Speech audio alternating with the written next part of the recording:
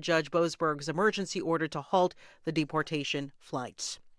A lawsuit filed by the ACLU says the National Institutes of Health must restore more than $1 billion in grants.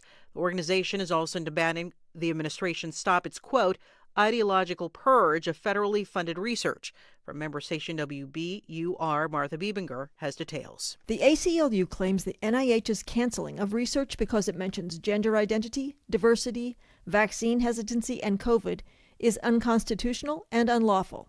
Harvard Associate Professor Brittany Charlton has lost $5.9 million in contracts because they did not fit Trump administration priorities. It actually doesn't matter, from my understanding, what the future priorities are, because our current contracts are contracts, and the way in which they are terminating them is very outside the norm. There's no response yet from the Trump administration. That's Martha Biebinger reporting.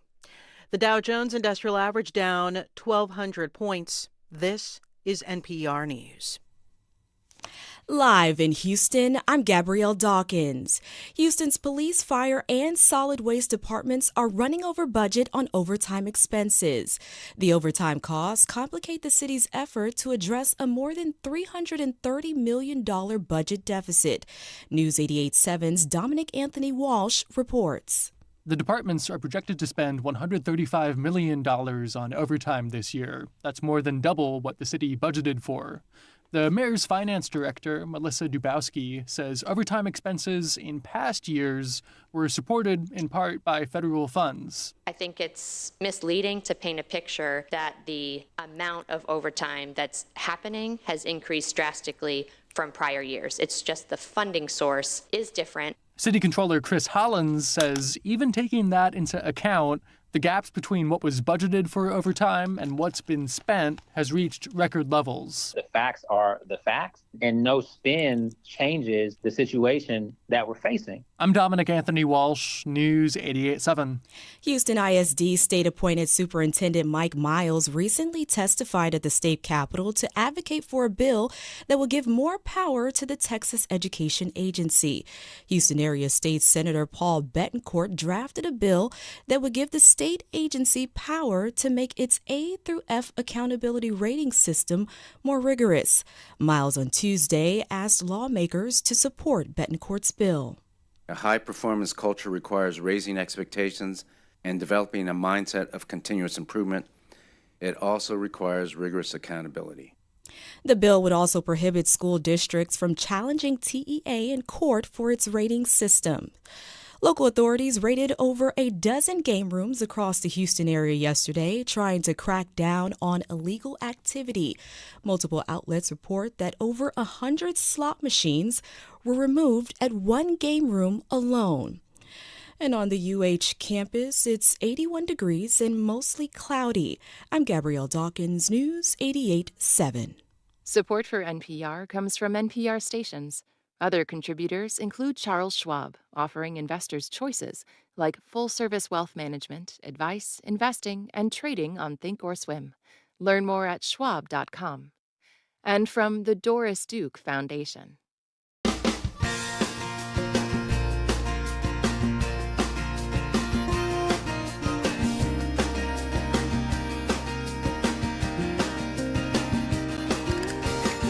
Live from the University of Houston, it's Hello Houston, an open forum on today's biggest stories affecting Houston and beyond. Call now, 713-440-8870, or let us know your thoughts on today's topics by emailing us at talk@hellohouston.org. Now here's your host for Hello Houston, Ernie Manous, Celeste Diaz-Sherman, and Frank Billingsley. Hello, Houston. Celeste, it seems a little empty in here today. Is it maybe a little quiet? I don't know.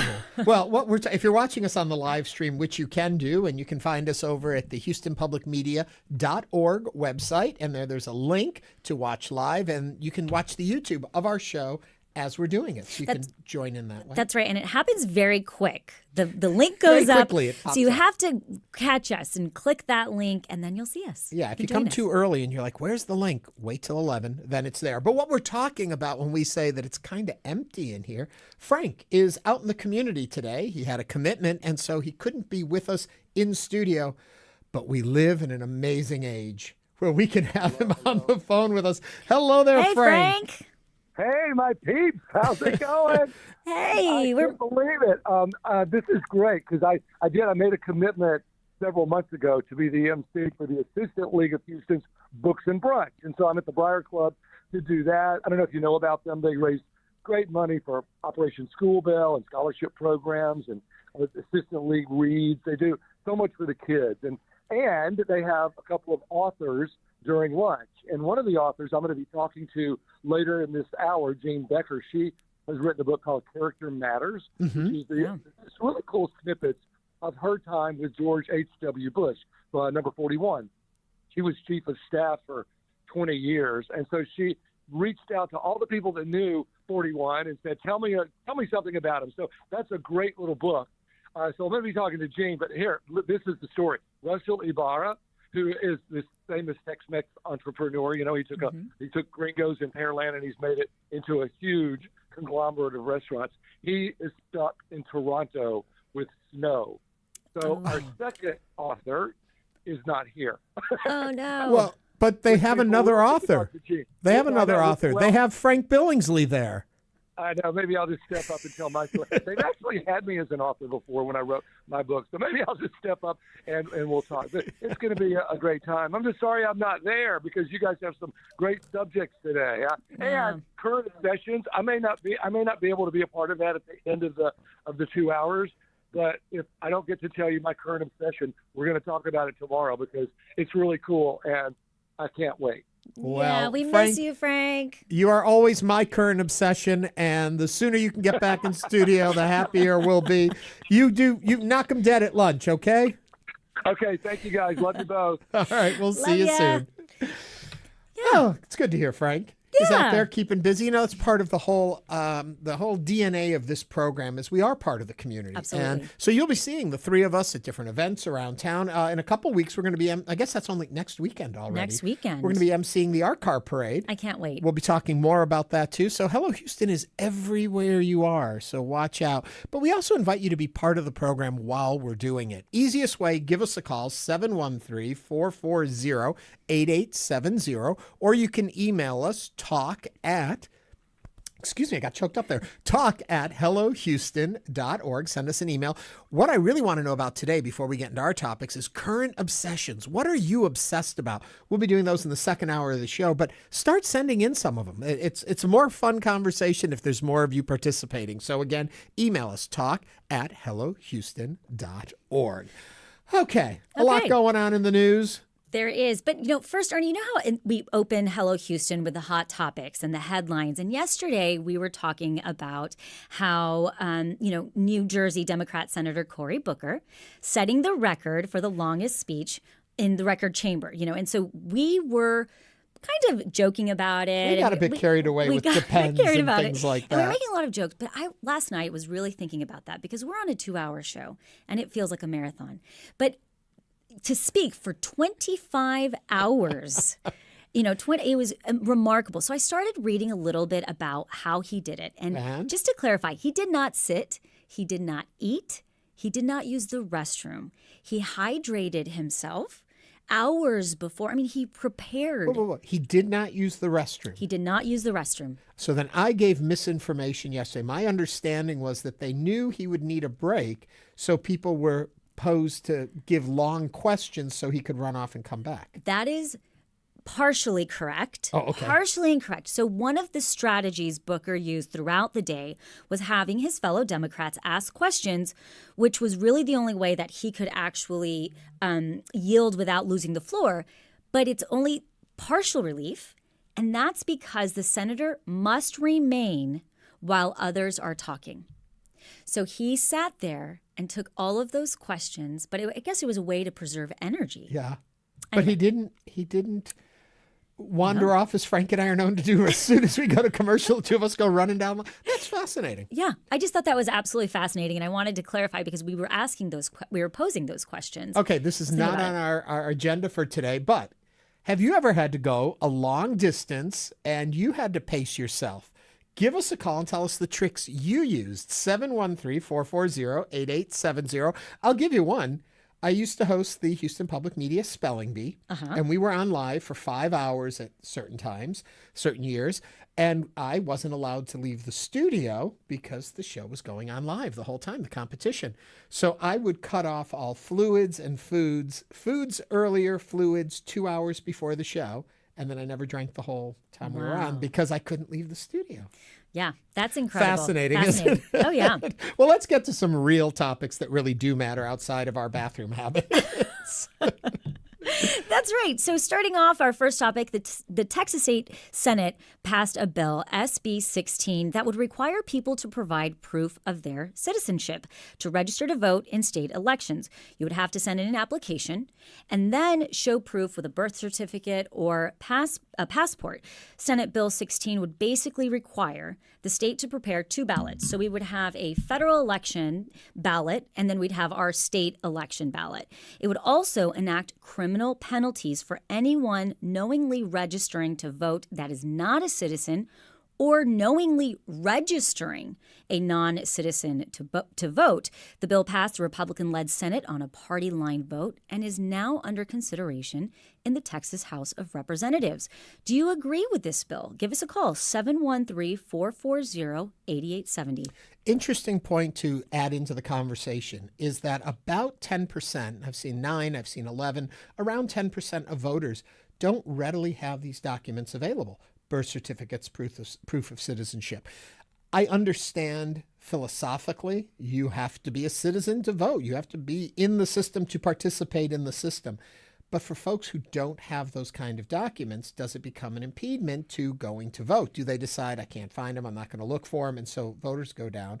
And then also by percentage of groups out there. Right. White voters tend to be more readily available. African American, Latino voters have lower amounts of having these documents. So by passing that, are you skewing who is actually voting? And State Senator Roland Gutierrez of San Antonio questioned whether this bill was constitutional in light of a 2013 U.S. Supreme Court decision, which justices ruled that a similar law in Arizona was preempted by the National Voter Registration Act of 1993. He also criticized it is making the voting process needlessly complicated. So I do think that it feels like it is making things complicated. However, it's more of a logistics type of issue, right? Think about how many counties do we have? We have 254 counties in the state of Texas. It sounds like an absolute logistical nightmare. We know in Harris County alone has one of the longest ballots in the nation. So think about, I myself am a U.S. citizen, I've born, raised here, everything. And I still kind of get nervous when I go to vote. And I'm thinking, okay, do I have my license? Do I use my voter registration card? So I could see how it would be making things a little more complex. I'll also toss into there what I worry about. Let me remind everyone, tell us what you think. What are you worried about? What are you concerned with this being passed? 713-440-8870. What I'm worried about is folks already notoriously don't vote in local elections. If they have an option of two ballots, might people go to the polls even on a presidential election year or a big Senate year and just take the national ballot, vote there, and not do the local because they don't know the judges, they don't know this and that. So will that even drop the participation level when it comes to what's so significant, which are these closer to home offices? Right. And I do want to say audits by, there have been multiple audits by election officials, and numerous studies reflect that voter fraud by non-citizens is extremely rare. Extremely rare. So are we complicating matters that don't need to be complicated in an area that doesn't need that? But last thing, I'll put my button on this one, which is you have to be a citizen to vote. Absolutely. And I think we all agree to that. And so 100%. How do you, well, it turns out it really doesn't seem to be a big problem. If you disagree or agree, give us a call, 713-440-8870.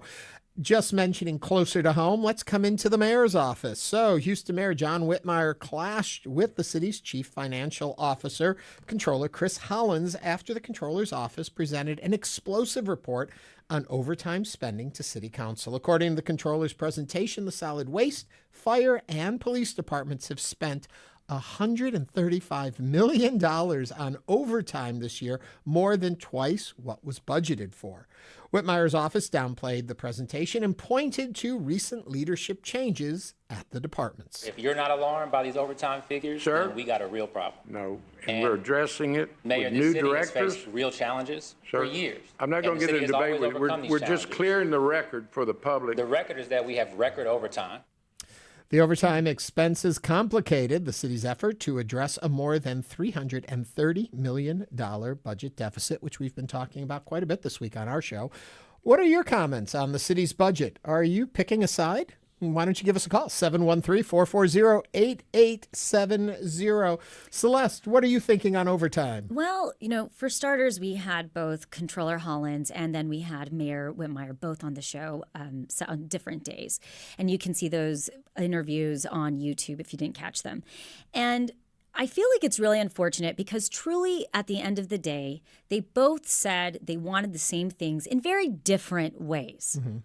And it's if we could just get on the alignment and put the politics aside and really try to get to some type of solution, we could get somewhere. At the end of the day, Houstonians just want to make sure our city is financially aligned and financially in the black. We don't want to be in the red. Yeah.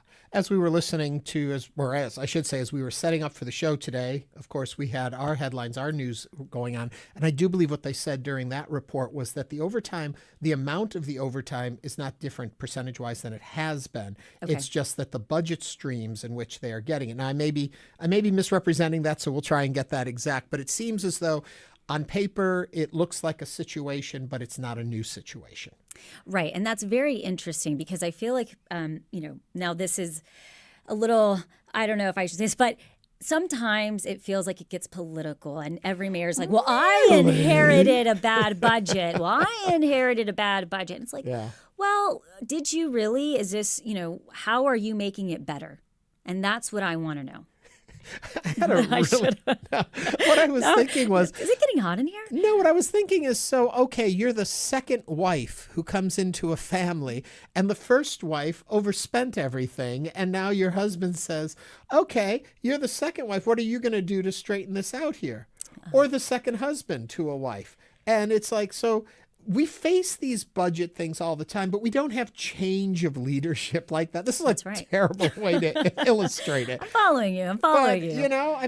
How far can you blame someone else and how soon do you have to take responsibility for your budget in front of you? Right. But granted, so much in government funding is done long term. And so the administration that sets it up leaves. The guarantees that are made leaves. What do you think? 713-440-8870. And we have somebody on the phone right now. Helen from Cyprus. Hi, Helen. Hi. So, Helen, I hear that you have a thought on our voter question from a few moments ago. Yeah, I do. I'm retired. I'm visually impaired, so I don't drive. So adding these new restrictions to be able to register to vote, and mind you, I vote by mail, this is overly cumbersome. Right. To get a passport or to go get my birth certificate, I don't have transportation to do that. Right. Well, that's what we were talking about, that there's a good percentage of the voting population that aren't readily available, these documents that they need, and it could impede. If this went through, would it deter you from voting? It might make it impossible for me to vote. Yeah. Right. Helen, thank you very much for calling in and sharing your thoughts with us today. You know what?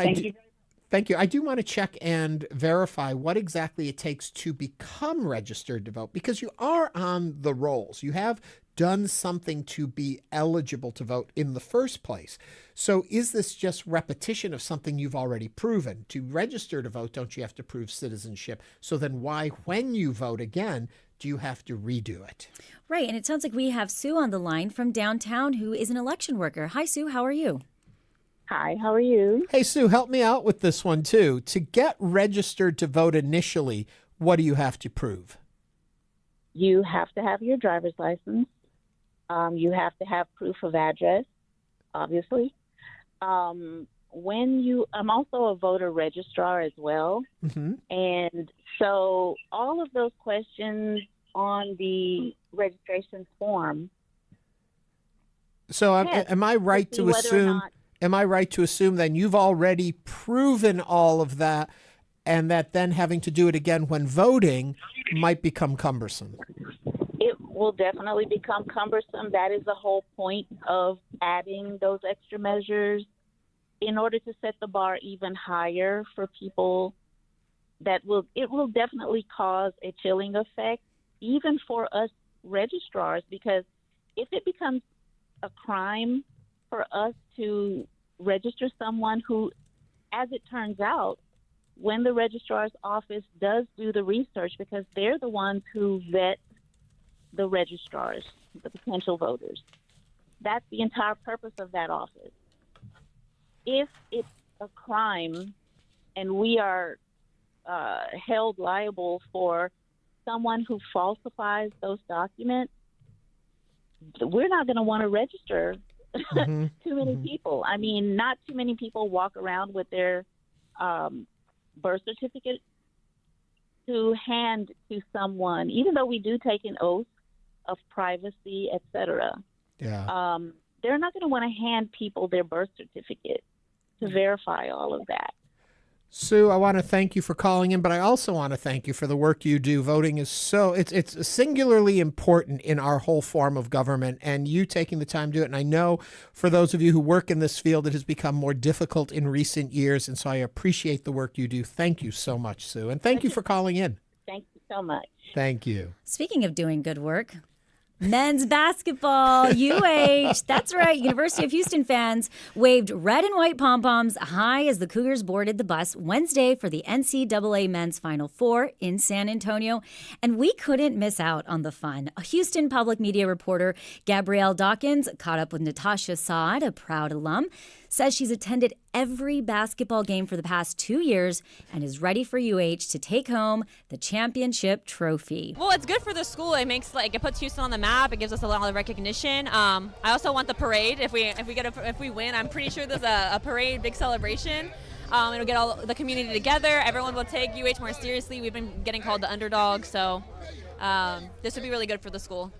Who doesn't love a parade? I love it. Who doesn't love a parade? The next game is this Saturday, April 5th, when the Cougars take on the Duke University Blue Devils. There's no doubt in my mind, but we want to hear from you. Can the Cougs go all the way? Give us a call, 713-440-8870. So, I mean, it's exciting, and it's an exciting time for Houston sports for our young fans. What else is exciting is we got a whole lot more on That's Hello right. Houston today. But remember, phone lines are open for you to comment on any of the things we've talked about today and anything coming up. So stay engaged. Coming up on Hello Houston, Ernie and I will talk with University of Houston Supply Chain and Logistics Technology Program Director Margaret Kidd on Trump's tariffs. And we are also taking your calls on any of today's topics, 713-440-8870. This is Hello Houston on News 88.7.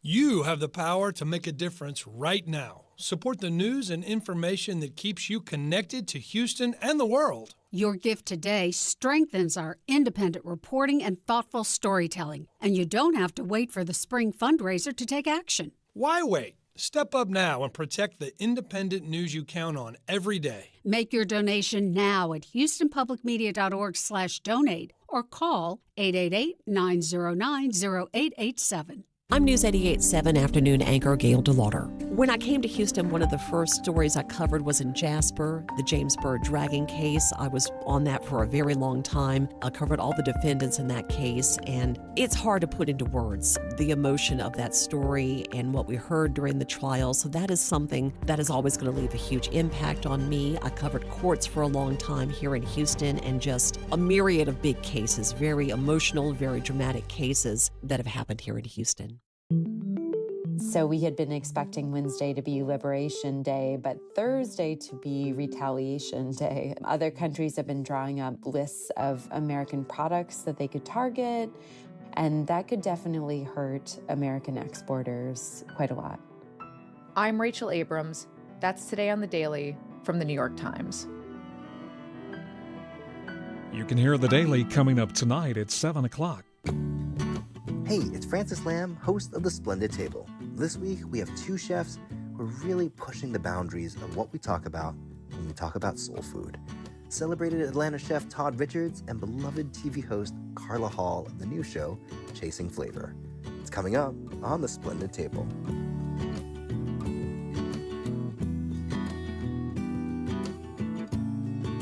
The Splendid Table. You can hear it this Sunday. It's on at noon on News 88.7.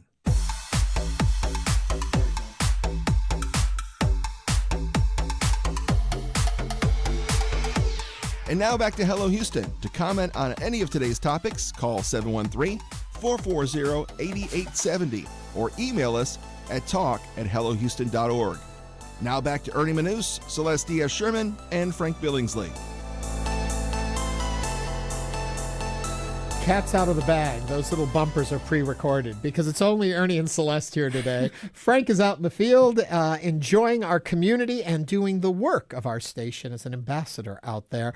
You know, our phone lines are open. We would love to hear from you. 713-440-8870. Any of the topics we're discussing on today's show, or especially the one we're about to begin. A lot of people have a lot of opinions. Share them with us. Let's chat. So, Celeste, what is it we're chatting about? That's right. So stock markets around the world fell this morning after President Trump announced sweeping import tariffs on Wednesday. The U.S. will now impose a 10% tariff on all imports starting April 5th, and even higher tariff rates on countries the Trump administration considers bad actors. This includes China, Europe, and Japan. Wall Street didn't fare any better this morning. The S&P 500 opened more than 3% lower today and continues to trend downward. How will these tariffs continue to affect the global market, and how will these tariffs affect the U.S. right here at home? These are all questions everybody is asking. And here to discuss, we welcome Margaret Kidd. She is a leading expert on tariffs and the program director for the University of Houston Supply Chain and Logistics Technology Program. Good morning, Margaret. Welcome to Hello Houston. Well, thank you for hosting me. This is a very exciting day to be in your new studio. Yes, absolutely. And I see you've come prepared, and we are going to jump into it. And if you have any questions or comments on Trump's tariffs, give us a call at 713-440-8870. Most certainly the day to have you here as this is going on right in live real time. Yeah, and you know, I work with data. This is government agency data that I brought with me, so the numbers don't lie. Right. And so yesterday, President Trump announced a sweeping 10% import tariffs on all imports. I have to ask, is the U.S. really going after all of its trade partners? Well, this is unprecedented. We have not seen tariffs at this level since the early 1900s. In fact, the last time we even had tariffs approaching 20% was during World War II, around 1946. We're in uncharted territory. When you think about globalization over the last 30 years, there's a lot of risk in this broad strategy. Okay, so before we get into all of what is happening now, and I know this sounds like an extremely basic question, but it is constantly, I think, misunderstood. It's talked about a tariff is a way for the U.S. to make money on all of our trade partners. Please explain what a tariff is, how it works, and how it does or doesn't benefit the local U.S. markets.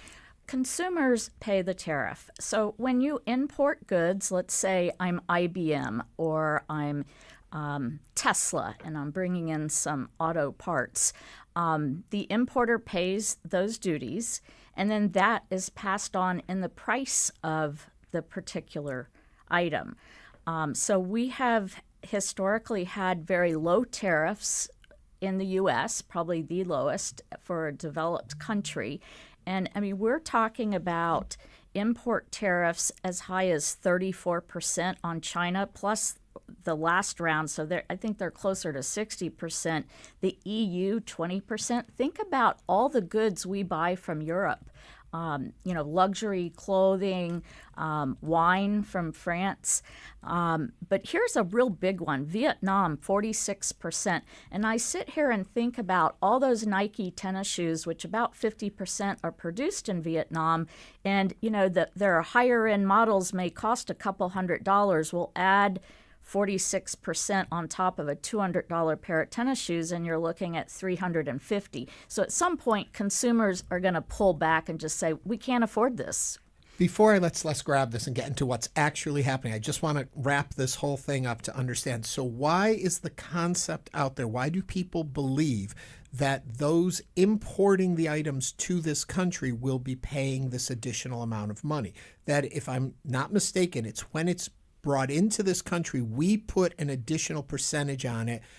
I guess the argument is so that our homemade products have a better chance in the marketplace, because the theory being these other products coming in came in at a lower price. So if we raise the price on them, people will choose American over foreign. Is that right? Well, that's correct, but where you're missing the boat here is we produce very few products. Right. Manufacturing over the last 50 years has migrated out of the U.S., and so we have been overly dependent on China. These lessons learned during COVID, we should not have so much of our infrastructure manufacturing invested in Asia. It needs to be closer to home, closer to the consumers. But those are long-term investment decisions for, big multinational corporations. But let's all be very clear. Companies are in the business to make money. If they pay tariffs on imported goods, component parts, raw materials, that has to be reflected in the price. So this is going to have a huge impact on small and mid-sized businesses that really don't have the bandwidth or, the line of credit to stay in the game long term. So what do you think is, clearly you have the data, we understand, we have the facts. So what do you think is President Trump's reasoning for implementing these tariffs?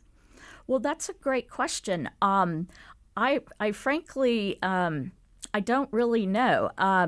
There's no question we need to bring some strategic manufacturing back to the U.S. We saw a little bit of that during the Biden administration with the CHIPS Act, geared at bringing back manufacturing for chips. There's other sectors that we should focus on, but some sectors such as apparel and shoes, footwear, these are really low margin. We can't profitably produce these in our country, and we don't have the workforce.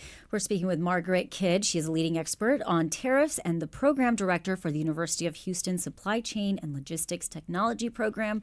Now is the time to call in at 713-440-8870 if you have any questions. We have the expert right here for you. Where I keep going in my head with all of this is it seems as though, as I think you've mentioned, the American marketplace has learned we like those cheap items. We buy clothes for $8 and $10 and buy things inexpensively because they're made in other countries that don't have to pay the same wages, that don't have the same expenses to produce these. If we push them out of the market by the high tariffs and then we're centralized on just what is produced here, those prices automatically are higher. Also, as you mentioned, we have less manufacturing here, so it limits supply too. So what you can find is going to be more expensive and a less selection. What am I missing in that scenario? Well, we also have to have the workforce to, move into these positions. So, you just don't across the board bring in 50 industries and we're going to set up manufacturing. It's a strategic thing. Obviously, I think President Trump is looking at the automotive sector and pharmaceutical, but even our current automotive companies, 40-60% of their parts come from Canada and Mexico. So we're very integrated. Our supply chains are global. When you have 25,000 plus parts in a car, they're not getting manufactured here in the U.S. The ultimate putting putting together the car may happen here, but it's very difficult to digest ourselves from a global supply chain. Sometimes there's just very limited sources for certain items. When the president says things like this will raise, and I'm just making up numbers here because I don't know them, $3 billion, $6 billion, $300 billion, it will raise. How do you think he decides or calculates that it's raising money? There's no money coming into the government from this, correct? Well, the tariffs get paid to the government. Now, a recent... By who? By the importers, which ultimately trickles down to the consumer. So Americans are paying this. So a most recent estimate that I saw today from the Trade Partnership Worldwide, and this is just on reciprocal tariffs, was an estimate based on 2024. If these same rates were applied, it would be $654 billion. Okay. And ready for this, California would be paying about $139 billion and Texas $68 billion. So, I mean, these are big markets where goods are imported or exported. So it's just shifting money around within our country. So if it's $68 billion from Texas, that's money already here that is just now being put this direct. I mean, there's nobody generating more income. It's what we have and where it's going. So it's costing us more out of our pocket to pay for these items that then the government collects that money. So it's kind of, is it like a tax? It is a tax. At the end of the day, all of these companies have to make a profit. I mean, you don't go into business unless you're there to make a profit. And so they have to pass on these increased costs. The concern is, I mean, these are really very, very high tariffs on some of these countries, especially China and Vietnam and even India and Thailand. At some point, the consumer steps back and says, wow, I'm not going to buy avocados. What was, $1.50 last week is now, $3. And when we look at manufacturing, when consumers stop spending on, say, clothing, right? I mean, you slow down that manufacturing line. Maybe you have to lay some people off. It'll be interesting. This is a developing story. We've got to see what these other countries do in terms of retaliation. I mean, this has just been less than 24 hours. Right. And we are taking your calls at 713-440-8870. Dale is on the line. Dale, what are your thoughts? Hi, Dale. Are you there? I'm here. Can you hear me okay? Thank you, Dale. Yes, we can. Okay. The way I see the tariffs is this. I buy groceries. My wife buys groceries from Cougars or H-E-B all the time. We spend hundreds of dollars a month at H-E-B. They never buy anything from us at all. So we've got a big trade imbalance with H-E-B. They've been ripping us off all these years, and now we're going to fix it by putting tariffs on H-E-B. So I tell my wife that whenever she buys produce from H-E-B, I'm going to put a 25% tariff on it. If she buys $100 worth of produce, I'm going to charge $25. I'm going to take it out of the grocery budget and put it in my pocket as the government. So now she's paid $125 for groceries because she's importing groceries from H-E-B. Uh-huh. I'm going to keep that money, and she's paying more for groceries. Now, she goes, well, why are you doing this? Well, I'm trying to encourage you to grow your own groceries, your own vegetables here in the backyard. I can't do that, she says. I don't have a backyard, and I can get it cheaper at H-E-B. That doesn't matter. I want a strong grocery vegetable garden in my backyard. So she goes, well, I'll tell you what.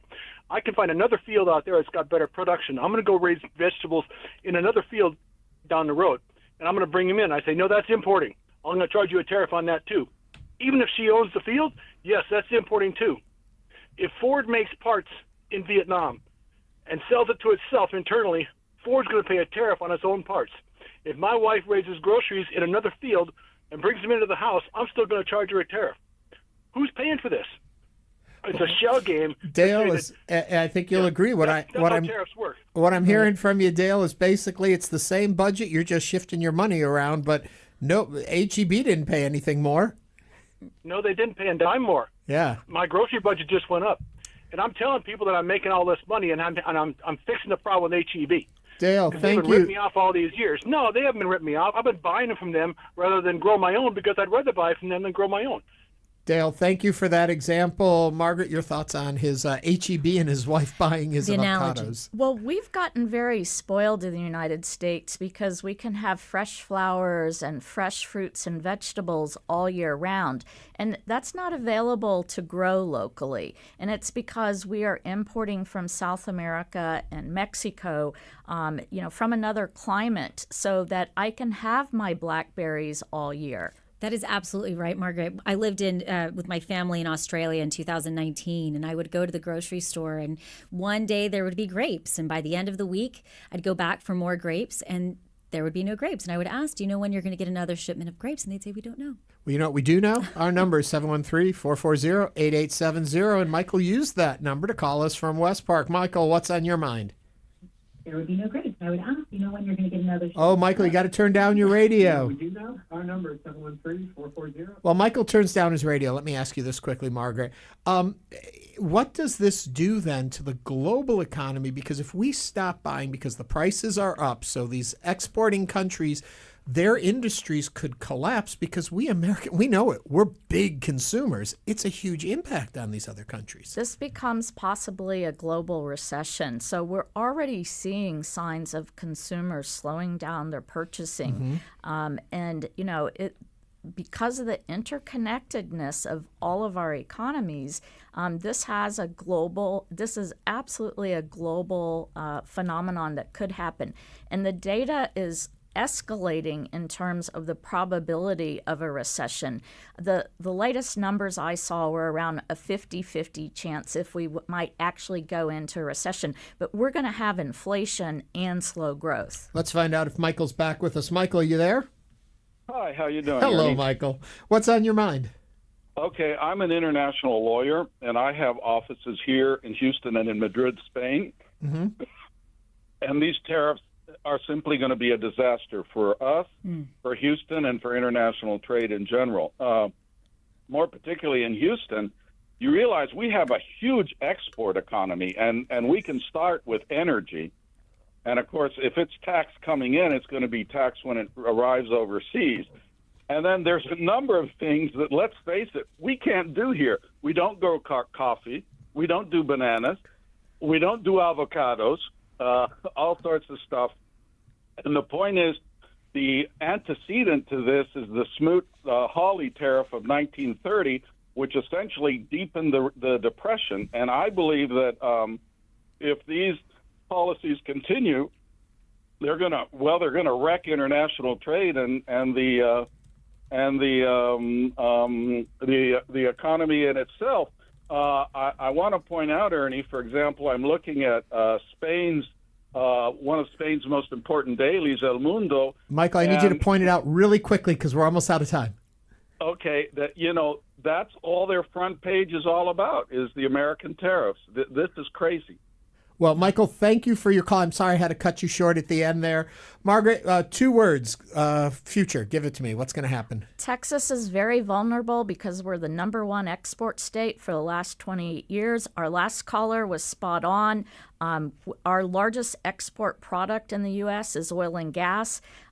You have retaliatory tariffs. Thank you, Margaret. Thank you, Margaret. We're going to have Margaret back on to take more questions. Coming up on Hello Houston, Frank Billingsley talks with author Jean Becker, and we're taking your calls on any of today's topics, 713-440-887. We'll be back after this break. Houston Public Media brings to you PBS World, 24 hours a day, 7 days a week on TV 8.6. Experience the personal connection behind the headlines with programming devoted to telling stories that humanize complex issues. PBS World helps us understand the movements, conflicts, and cultures that connect us all. PBS World on TV 8.6 and online at HoustonPublicMedia.org. On President Trump's second day in office, Mari Stonek was told the government is shuttering all DEI offices and you're being put on leave. I was incredibly shocked, and the first thing I said was, I'm not in a diversity, equity, and inclusion role. Now Stonek and others are fighting back. I'm Ari Shapiro. That story on the next All Things Considered from NPR News. You can hear it this afternoon at 3 o'clock. Support comes from Houston Grand Opera, presenting Wagner's Tannhäuser in a production featuring tenor Russell Thomas on stage at Wortham Theater, April 25th through May 11th. Tickets are available at hgo.org. Support comes from attorney mediator Ron Bankston, providing in-person, video conference, and hybrid mediation and arbitration services. More information is available at ronbankston.com. And now back to Hello Houston. Call now, 713-440-8870, or email us at talk@hellohouston.org to get your comment in on today's topics. Here's Ernie Manous, Celeste Diaz-Sherman, and Frank Billingsley. Hello and welcome back to Hello Houston. I'm Ernie here with Celeste. Frank is out in the community, but in his absence, we bring you the first installment of a recurring segment that we're calling Friends of Frank. For this series, Frank Billingsley chats with some of the many people he knows about the things they know or what they've been working on lately. Today, we'll be listening to his conversation with Jean Becker, the author of the book Character Matters and Other Life Lessons from George H.W. Bush. Becker was chief of staff for the 41st president. She's also the author of The Man I Knew, which tells the story of George H.W. Bush's life after his presidential term. Our Frank Billingsley talks with her about Character Matters and her close personal friendship with the late president and the Bush family. Here's their conversation. Hello, Houston, here on News 88.7. You're listening to Friends of Frank, and one of the Friends of Frank that I want to introduce you to is a favorite of mine, Jean Becker, the author and the chief of staff for George Bush 41. For 25 years, yes, Jean. 25 years. We've spoken before. You've written books on Barbara Bush, of course, The Man I Knew about George Bush, and the latest that you've written, Character Matters, about life lessons of George W. Bush. So before we get to that, tell me how did you even come to know the Bush family? Actually, it was first as a newspaper reporter, which I love teasing President Bush about. I was a reporter for USA Today when he ran for president in 1988, and I was on the election team. So I first met George and Barbara Bush as a reporter for USA Today. And it's sort of a long story, so I won't go into it, but I got to know her really well during the 88 campaign. She and Kitty Dukakis wrote a column for USA Today every Monday, and I was their editor. And when the election was over, I was offered a job in her press office. I was one of her deputy press secretaries. And then I worked for them in one form or another until they died. It was great. So they obviously loved you and trusted you. It was a mutual, they were the best. And I never thought I would work for them for 30 years, but I'm not complaining. Not at all. Not Not at at all. all. And you got some marvelous words on print out of it, obviously. I love the one that we're talking about today, Character Matters, because as you know, we're learning as a country, character does matter, hopefully. So it's a well-titled double entendre there, that is for sure. And it's about all of the characters that George Bush knew and I think all of the way these people saw him as a character. Yes. So yes. it works on so many levels. So it's a compilation of reflections and stories. Why'd you choose to focus on defining George Bush's character in the way you did? Why was it important for you to let, I guess, other people tell the story? You know, Frank, I wish I could take credit for the idea of Character Matters, but it was my editor's idea. I was having lunch with him in New York. The Man I Knew had been out for about a year. It had done really well. It had hit the New York Times bestseller list. So I was promoting a couple of other book ideas I had. And he said, yeah, we'll do those later. He says, I want you to write another book about President Bush. And I looked at him and I said, you do remember he died at the end of The Man I Knew. I'm not Right. sure what you mean. He says, I think there's a lot we can learn from him. And I want you to write a book about life lessons from George H.W. Bush. And so you turned to your Rolodex, I guess. Yes, I did. I decided, I can talk about a lot that I learned from him, but who cares what I learned from him? I reached out to the people who knew him best. A couple of former heads of state are in the book, family, a lot of friends, a lot of former staff. Dana Carvey and Reba McEntire, and the young man who mowed the yard at Walker's Point. And that's what I love about the book. It's everybody from John Major, former Prime Minister of Great Britain, to the guy who mowed the yard at Walker's Point. Well, and so you knew President Bush for, I guess, 25, 30 years. What did you perhaps learn from others when you were going through this compilation? You know, one of the things the one major thing that I learned from him that the light bulb had never come on. There are 4 or 5 essays in this book written by women about how he empowered them in the workplace. Condi Rice has an unbelievable essay in this book, and I realized that he was a man ahead of his time on women in the workplace. He promoted them, he advocated for them. There was one woman who he wanted to be a member of his senior staff at the White House, and she said, "I have 2 little kids. I can't work those kind of hours. I cannot travel." And he said, "We're going to make this work." And he did.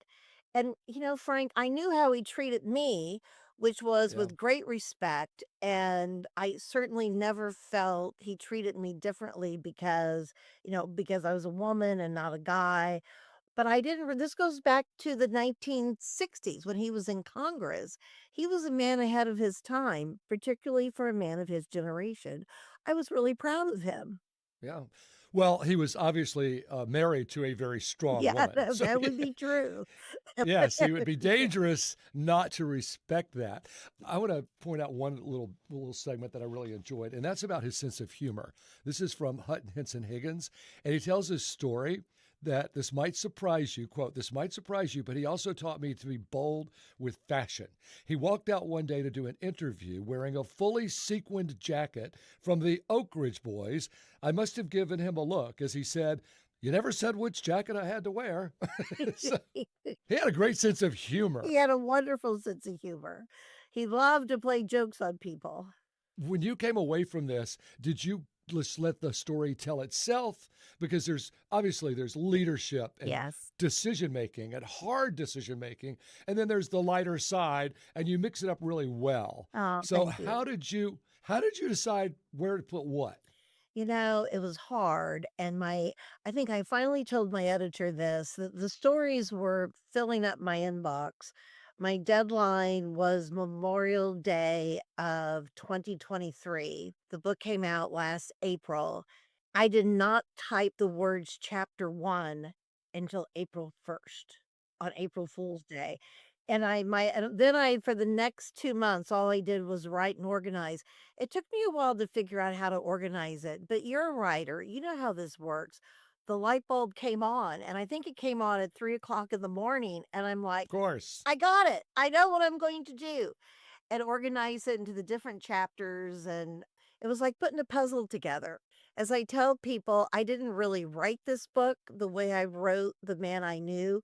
I put it together like a puzzle, and it was fun.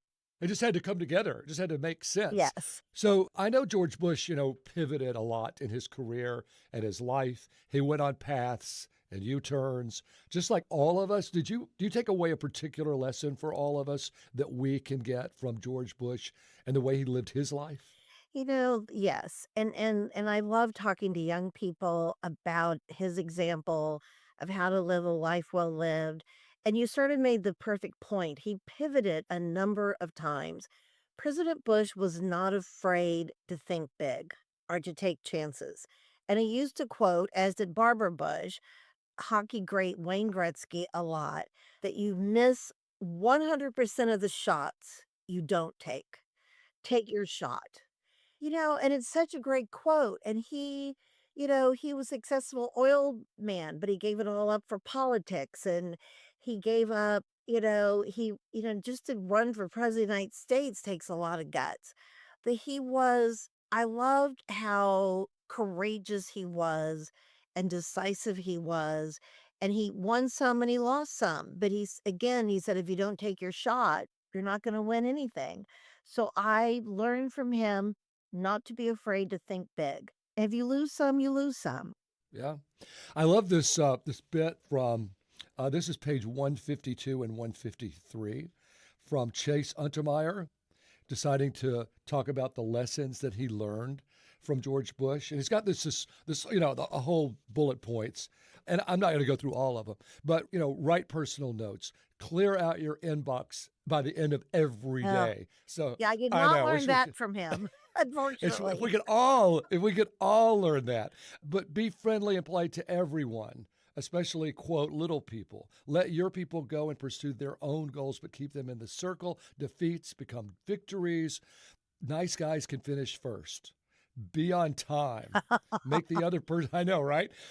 Make the other person feel if they're the only person in the room. And don't hold grudges and don't make personal attacks. And just a really all-around nice man. Frank, he was, one of the things I loved about him is he never realized he was almost always the most important person in the room. And, we would go somewhere and he would poke me and say, Jean, I think that's Frank Billingsley over there. He always felt everybody was more famous or more exciting or more interesting than he was. And I really, it's such an odd little quality to bring up, but it was probably the most endearing quality he had. And God, he loved people. He possibly was the most outgoing person in the history of people. He was the extrovert 2.0, but he was a lot of fun. Well, he jumped out of an airplane at what age to celebrate like his 80th birthday or Oh, something? no, the last time he jumped was on his 90th. And he was already in a wheelchair and he jumped, he was strapped to a Golden Knight. He didn't solo jump.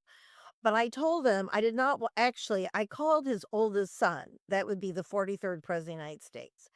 And I said, Mr. President, you've got to stop him. Stop this. Your mother is scared to death. And he said, Jean, what are you afraid of? I said, well, what do you think I'm afraid of? That he's going to die. And he said, you know what? That's how Dad would want. If he does, then he goes out on his own terms. He says, I'll handle Mom, but let him jump.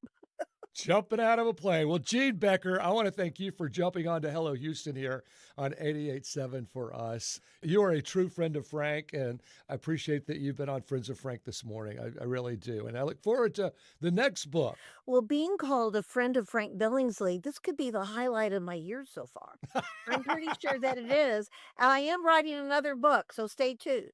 Okay, Gene Becker, author, you're a great woman and a great person, and I really am glad you came to be with us today. So thank you very much. Thank you, thank you, thank you.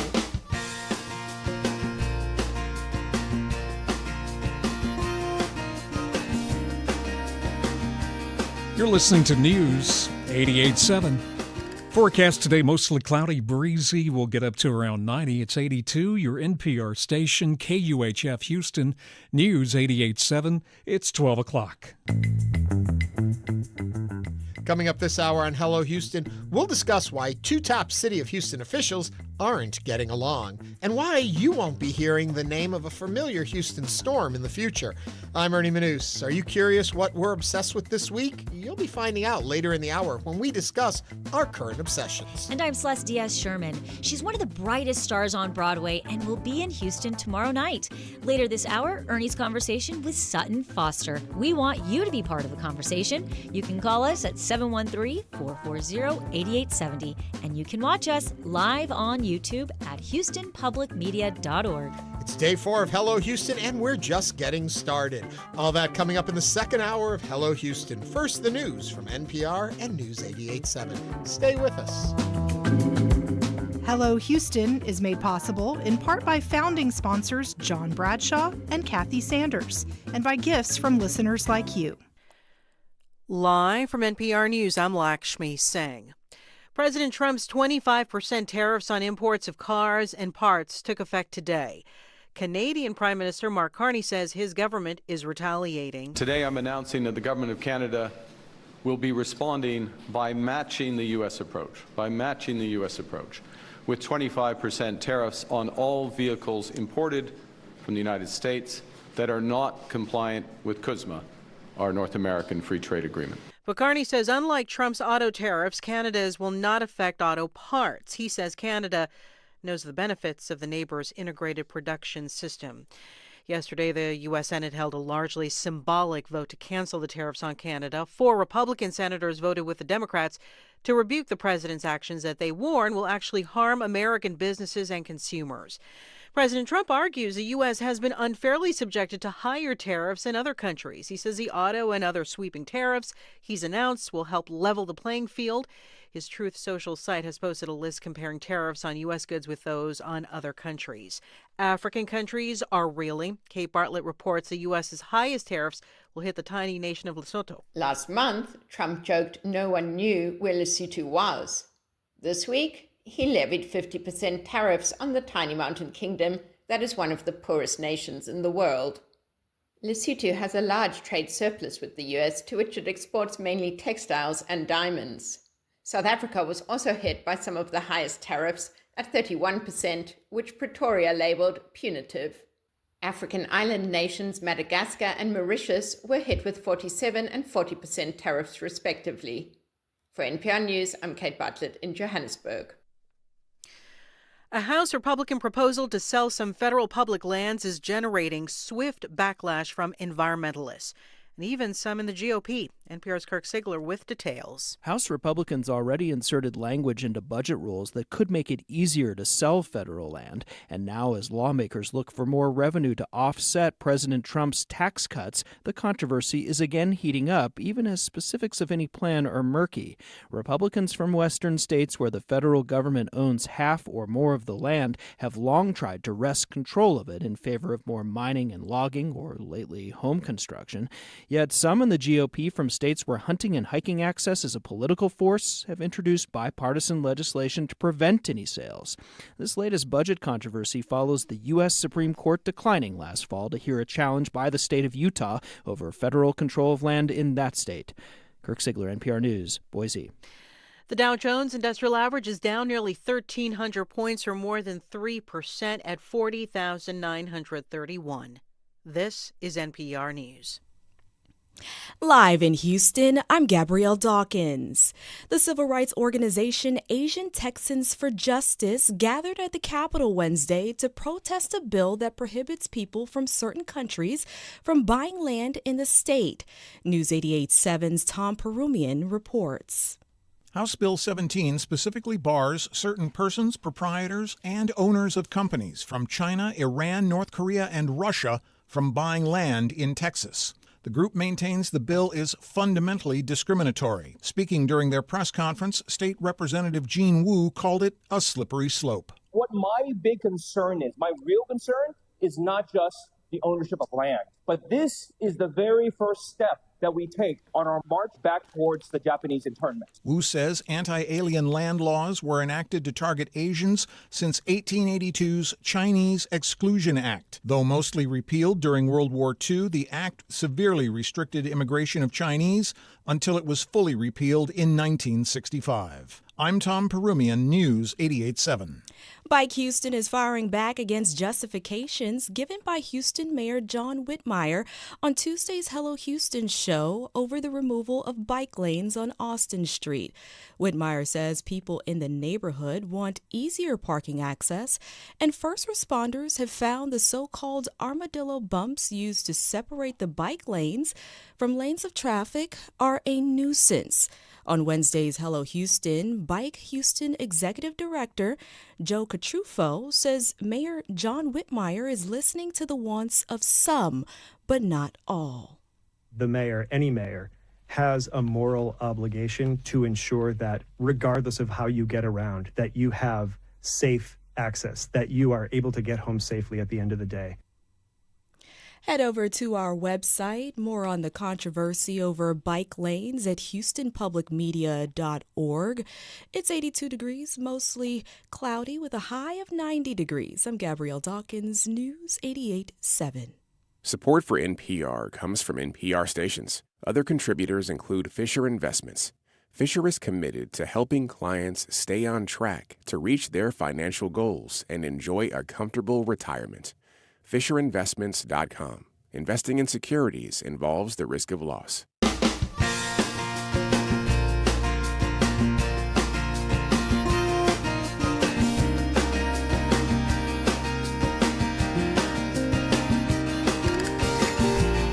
Live from the University of Houston, it's Hello Houston, an open forum on today's biggest stories affecting Houston and beyond.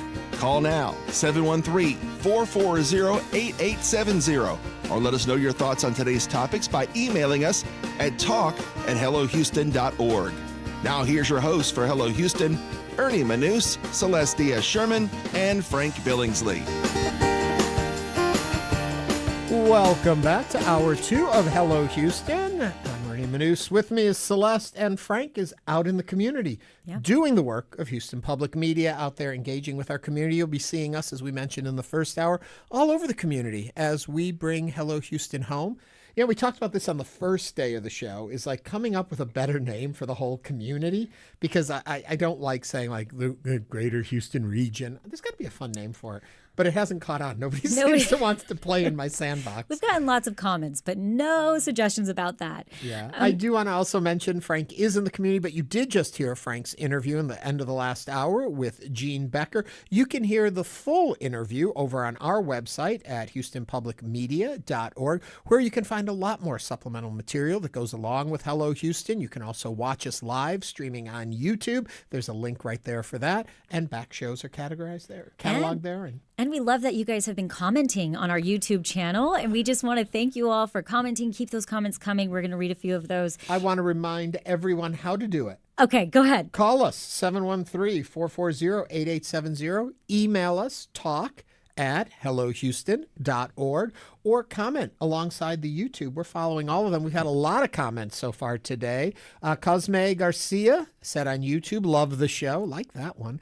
GT7 from YouTube said, you guys have great chemistry. Stop. Really? If you're not watching, you're missing her hand gestures right now. They love the professionalism and lack of commercials. Now, we were talking a lot in the last hour about tariffs, and we've had comments about tariffs.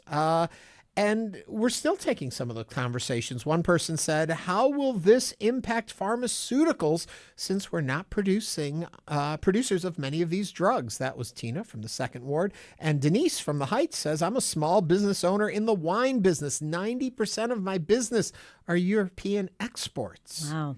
And of course, we are taking more calls. Give us a call, 713-440-8870. And Peter from Sharpstown is on the line. Peter, what's on your mind? Hey, Peter, you're on the air. Or I think you're there. You know what? They're going to find Peter there. It's an interesting topic that has excited a lot in our audience. And I think part of that is these things are happening and there's no place to really get a full understanding and education of it. We hear a lot of sound bites. We hear a lot of stories that slant one way or another. When you come to NPR, when you come to Houston Public Media, our job is to help you get a better understanding of it. And then you can form your own decisions. And our guest in the last hour. That's right, Margaret Kidd. She was so good at setting it up and helping us understand it. Now you can have a point of view on it, but you really shouldn't have a point of view until you understand the topic at hand. Of course. That's what I love about doing this show. Absolutely. And we will make sure to have Margaret Kidd, like she said. I mean, this just came down yesterday. The announcement happened, and we immediately jumped to action. We wanted to make sure that people are understanding how this is going to affect you right here in Houston. And so, you know, it's one of those things where everything is changing very quickly, and we are going to be on top of that. And if you think we are just a business show, in a few minutes, Sutton Foster is going to be here, and you're going to hear all about her world of showbiz and Broadway and TV. We've got a lot more to come. Let's see with what's going on again with Peter from Sharpstown. Peter, are you with us? I don't hear him again. Nope, I don't hear him. What about Rolando? Rolando, are you there? Okay. We're going to figure out what's going on. You know, actually, if you're not watching us on the YouTube stream, and I bring this up right now because we're in a brand new studio, and it is state of the art. We're still working out some of the kinks, but really, go on YouTube. You can either find us through the Houston Public Media channel on YouTube, or just go to our webpage, houstonpublicmedia.org, click the link, and take a look at this place. There's a lot going on And here. I'm sorry, every time, Ernie, if you see me chuckling, it's because I just hear Ernie saying, the YouTubes. I didn't say the YouTubes. Did I say it? Not today, okay. But you have in the past. But you know what? Let's get to the top headlines of the week. Of substance. So, Houston ISD state-appointed superintendent Mike Miles recently testified in favor of legislation that would give state education leaders more power to increase the rigor of the standards used to rate school districts annually. The Texas Education Agency, or the TEA, has an annual A through F rating system for each district and campus, but it stopped giving ratings out in 2020 because of the COVID-19 pandemic. Should education get a new rating system? Should we bring back the A through F rating system that Mike Miles, Superintendent Miles, was advocating for in legislation? Give us a call, 713-440-8870. Okay, Celeste, you right. are our resident mom on the panel.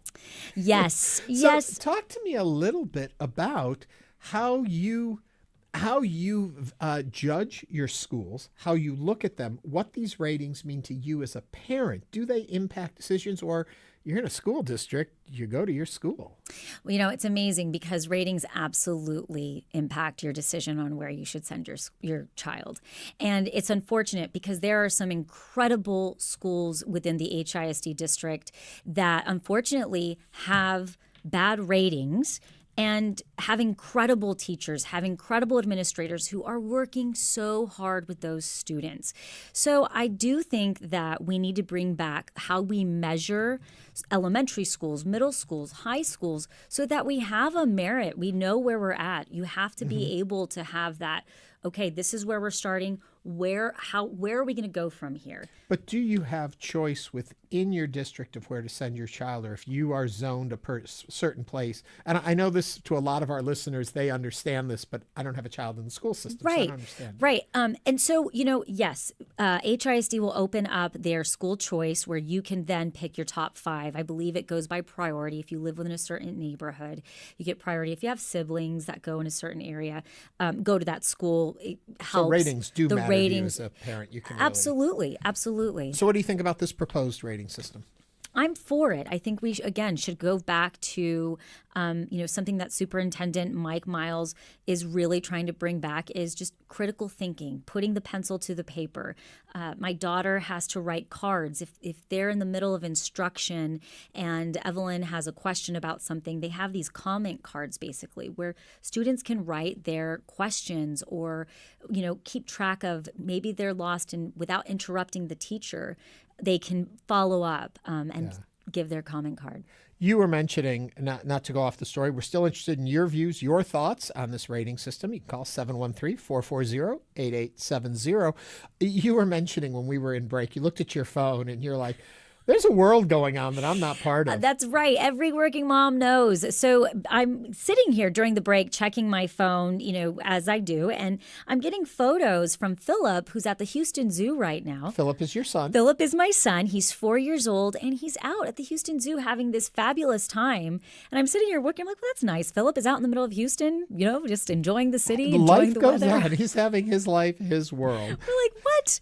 What is happening? All right, so we're going to move on to another topic that's in the news. Guess what? Good news for Houston yet again. 4 restaurants or chefs from the Houston area were named finalists Wednesday in the James Beard Awards, one of the most prestigious honors you can get in the restaurant industry, and we're thrilled. Best New Restaurant finalist is Emma Houston. Also, Outstanding Wine and Other Beverage Program for March Houston, and Best Chef Texas, Thomas Bayou of Belly of the Beast. Belly of the Beast, yes. Belly of the Beast. Yes. I've heard it's absolutely fabulous. And Emmanuel Chavez of Totemo. Totemo? Is that how you say it? Yeah, Totemo. Alexa here in Houston. We're thrilled about all that. Absolutely. And when I was looking at this yesterday, I kept thinking to myself, we've talked a lot about the Michelin star, and we've had some Houston restaurants. El Jardinier got their sommelier got a star in the museum district. And the difference between the Michelin star and the James Beard Foundation Award, and what I understand is, they're both the highest level of awards, most prestigious awards you can get in the restaurant industry. But the James Beard Award is more about, I believe they look at a much more holistic approach. The ambiance, the location, you're looking at specific different types of menus. The Michelin star is very specific based on food. Mm-hmm. And I started thinking, what would be my criteria if we had the Ernie and Celeste Award? Be like, well, Did I get free chips and salsa? Mine is, value for money. That's where I'm at this point in my life. How fresh was the bread basket? The Celeste Awards. You can get a Celeste star. You can get a Celeste breadstick. Number of breadsticks you get. Speaking of breadsticks, how was dinner last night? We went to, if you were listening yesterday, and you should be listening every day, because then you'll be up on all of these things. It was my mom's 90th birthday, and I got her through to 90 plus 1 day. So we've got her. We wanted to go someplace to eat, but, low key. When we get to our obsessions, I'm going to be talking about this a little bit more in a little bit. But we went to Olive Garden.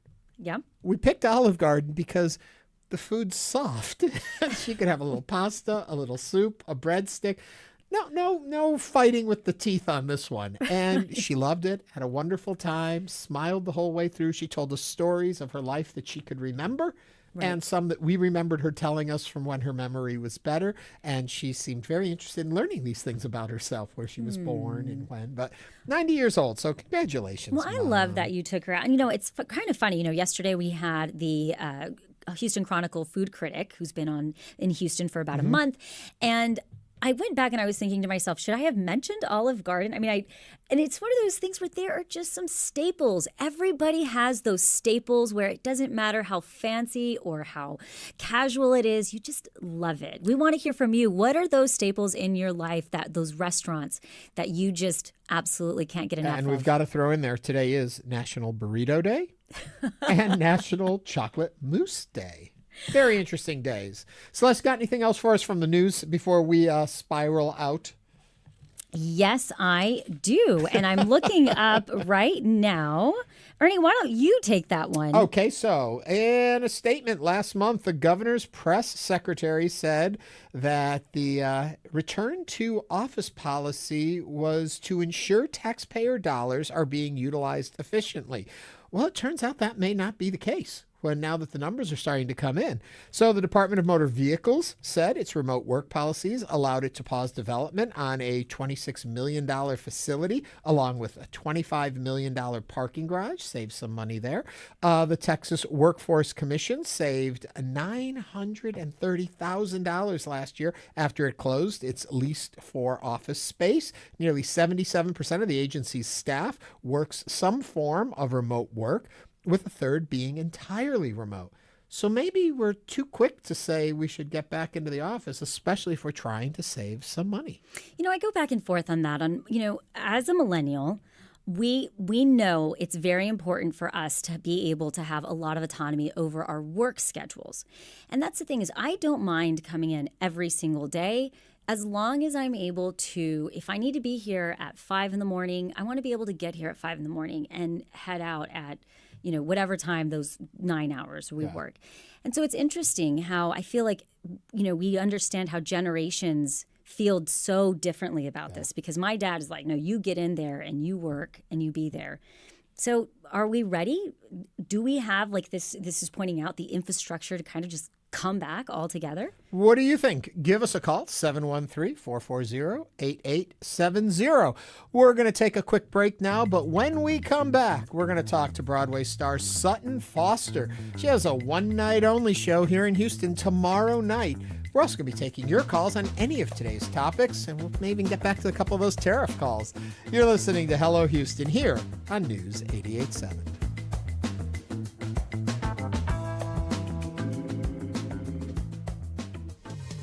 Tonight on Houston Public Media TV8, a night of mystery and intrigue with a new season of Father Brown at 7, followed by the Sister Boniface Mysteries at 8, and Death in Paradise at 9. Tonight on Houston Public Media TV8. Support comes from Signify Business Cash by Wells Fargo. With this business credit card, cardholders can earn rewards on business purchases with no caps or categories to track. Learn more at wellsfargo.com/signify. Terms apply.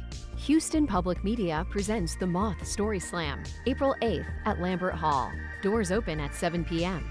The theme of the night is Bloom, Stories About Growth. Tickets at houstonpublicmedia.org/themoth.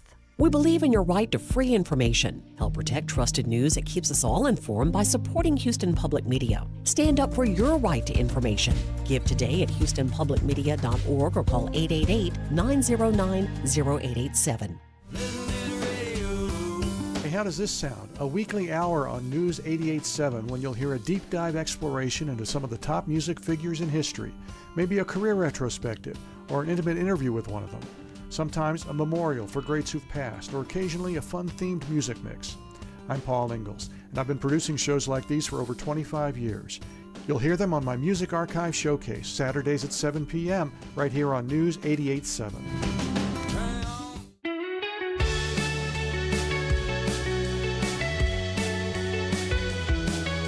And now back to Hello Houston. Call 713-440-8870 or email us at talk@hellohouston.org to get your comment in on today's topics. Now back to Ernie Manous, Celeste Diaz-Sherman, and Frank Billingsley. Welcome back to Hello Houston. Coming up, we'll have our first edition of Current Obsessions, and you guys have been already sending them my way on Instagram, and they are so good. But this is a rundown of things that we are currently taking over that's taking all of our free time. It's that Current Obsession, that's that TV show that you binge, that you really should be going to bed, but you're watching until 1 a.m. It is that song that's on repeat on your Spotify. It's that audiobook that makes you drive a little extra longer to get home, but you get the idea. If you would like to get your current obsession in, give us a call, 713-440-8870. Or just put Current Obsessions in the subject line and email us at talk@hellohouston.org. That's coming up, and we can't wait to get to it. I've got my obsessions all set up. But one obsession I have right now, you're going to have to hear it. You're going to have to hear it because that's coming up next. I had a chance to sit down with Sutton Foster. She's an actress and singer. You know her work from TV and the stage, where she has twice won the Tony Award for Best Actress in a Musical. Now, you may know her from the series Bunheads or Younger, or in the Broadway productions of Thoroughly Modern Millie, Anything Goes, or The Music Man. The Hobby Center for the Performing Arts will host her in a concert called An Evening with Sutton Foster as part of their Beyond Broadway series this Friday night. For more information, you can visit thehobbycenter.org. Hello, Sutton. Hi, how's it going? It's going great. We're so happy you're coming to Houston. You're going to be here Friday, April 4th, 8 p.m. at the Hobby Center, bringing a cabaret show for us, a concert. So excited to have you. What are you bringing to Houston? Well, hopefully a whole bunch of myself. That's what I love about doing these concerts, as opposed to doing a show where you play a character. This is an opportunity for me to share with audiences a little bit more about who I am as a person and as a performer, and I get to sing songs that I love and also, of course, sing songs from shows that I've done, but it's an intimate evening, and hopefully people get to learn a little bit more about me. It's interesting. I often talk to performers about this, and I'm curious, the idea of going out there being yourself on stage as opposed to getting to go out there and be a character. Do you find one easier? I guess it's a little more vulnerable being yourself and sharing. I mean, even in characters, I try to bring as much of myself to characters as well. And it's pure escapism. You get to play all sorts of different types of characters, different types of scenarios.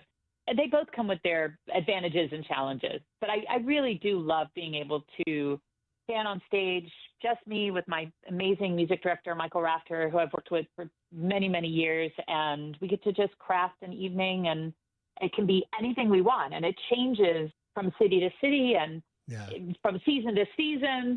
And even on Friday, next Friday, it'll be a different show than I've ever done. So it'll be like very specific to that day, that audience, and how I'm feeling. It's interesting to me. I always think I try to have a big personality, have a lot of fun. I don't think I could ever be a performer because there seems to be a bit of just let go, be in this other person. And I think I'm too self-conscious to do that.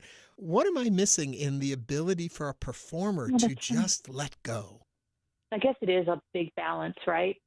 A balance of letting go, also preparation, knowing what you're doing within the confines of any situation. And then really, it's trust, trusting that you're enough, that you can just stand on stage and just be yourself, and that's interesting and that you can really, that you have to let go and let people in. And it's this delicate dance, I guess. Do you worry about judgment? In a moment like that, do you worry how the audience sees Sutton?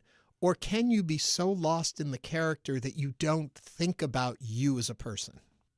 That's interesting. I mean, I think that there are parts of us, right? There are different parts of us that feel different things. There's a part of me that can completely let go. There's a part of me that's aware that there are like a thousand eyeballs, and whatever their experience of whatever they are thinking, ultimately that if it's judgment or whatever their opinions are, it is their own experience. And so all I'm in control of, or all I can worry about is my own experience. And so the more authentic and truthful and human I am standing on stage, hopefully that is what's being reflected back. Does that change when maybe a Carol Burnett is watching you in one of her iconic roles, or Patti LuPone is watching you in one of her roles?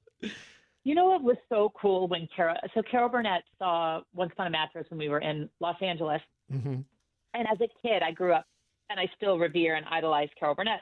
And before the show, I thought, oh gosh, this is super intimidating, and how do I feel? And I'm a little freaked out. And of course I want to do her proud, but I also wanted to honor her. And also it was like the whole show was a gift for her. Mm-hmm. So it was less about me and more about like sort of giving to her. And so therefore I felt less scared, I guess. Yeah. And then I really they asked me, like, do you want to know? And I was like, I want to know. I want to know that I'm performing for my idol. But it just felt incredibly generous. And she's nothing but loving and generous and all of those things. So it felt, it was awesome. Did you really blow off Patti LuPone for dinner? I think I did. Oh, that was when she came to see Sweeney Todd. That's hysterical that you even know that. What cracked me up was that it was right when I started doing Sweeney Todd, and she came to see the show. And of course I was like, oh my gosh, Patty, why did you see like my third show? And she had asked me to go out after, and I was like, I can't. I was exhausted. And it's one of those regrets, you're like, I totally turned down Patti LuPone to go to dinner. But it was just the timing of it. Yeah. But hopefully she'll ask me again. Well, I'll tell you that this. Wasn't the only time. From having spoken with her in the past, when she was doing Evita, she lived like a nun, like a monk. She didn't see anybody or do anything. So she perfectly understands that mindset when you're putting out there. Yeah, it's a thing. It's like this crazy balance of trying to take care of yourself, be your best, also have a life, all of those things. But it's a 24/7 job being a performer. Even though you may only perform for 2 hours a day, you wake up and you're like, okay, let me do a body scan. How do I feel? How's my voice? How am I holding up? Because you want to be we're athletes, so we want to be our best for those 2.5 hours. It's the race. Yeah. I've spoken with a lot of folks who have made their careers on Broadway and in theater, and I have to say, your resume is shocking in the amount of work you have done. Also, the fact that there are a whole bunch of my favorite shows you've taken part in. But I'm fascinated, and what it tells me is you're someone who just truly loves the beast of musical theater. I do. I keep coming back to it. Yeah. I've been really lucky to be able to have experiences in television. I did 7 seasons of Younger, and I keep coming back to theater. It really feels like the stage and creating shows and creating characters. It's where I belong. So I absolutely love it, but it is a beast. It's harder than anything else. But it's really, I feel incredibly passionate about it. And I hope that it's a part of my life for as long as I would like it to be. Talking about it being a beast, and help me here with the timing of all of this, but if I remember it correctly, you were in Once Upon a Mattress while rehearsing Sweeney Todd. Did I have the timing right on that? It was one of the crazier things I've ever done. Those are two such different characters. How does Sutton move between these in the course of a day back and forth? I don't know. It was wild. And I finished the run of Once Upon a Mattress at New York City Center, we did like a short run of it before it ended up moving to Broadway later in the year. And but I had already learned Sweeney Todd in preparation to go into it after I had done Once Upon a Mattress. It was crazy. But I had closed Once Upon a Mattress on a Sunday, and then I opened in Sweeney Todd on the next Friday. That's insane. So it was definitely one of the wilder things I've ever done. But I love a challenge. That and I is. had a lot of support, so it was pretty cool. So I'm curious what Sutton of today would say back to the Sutton who was on Star Search as a kid. Oh, I did Star Search when I was 15, so that was a long time ago. And I remember losing. I lost. I didn't win, and I was so upset, and I was crying backstage. And oh gosh, if I could go back to her and tell her anything, I'd be like, your life is going to surprise you in so many fabulous ways. Mm-hmm. And I think even losing Star Search, if I truly believe that everything that happens in your life directly leads to whatever, if I had won Star Search, who knows? Like my life, maybe I wouldn't even be talking to you. My life might be completely different. Who knows what it would be? So it was a gift. It was a gift to lose Star Search, and because it led me to exactly where I am today and all of the amazing experiences I've had and all the opportunities and like every single yes or no has led to many magical things. While I still have you as Sutton the Kid there, walking out on the Broadway stage in Greece for the first time. Yeah. What does that do to someone whose whole love is of this art form and you're on Broadway? Broadway. I was 21. I think I was 21 years old. And the coolest thing about that was that my brother and I grew up in Georgia and then Michigan. Mm-hmm. And then he was actually in that production. So the very first time that I took my bow on a Broadway stage, amazingly, the way it was even choreographed, I was standing next to my brother. So here we are, these two kids from, the suburbs and small towns, rural towns, both on Broadway, at the same exact time. It was wild. It was wild. And still, every time I get to walk into a Broadway theater, I'm amazed. And I take when I was doing Once Upon a Mattress in New York, I had to walk across the stage to get to my dressing room every day.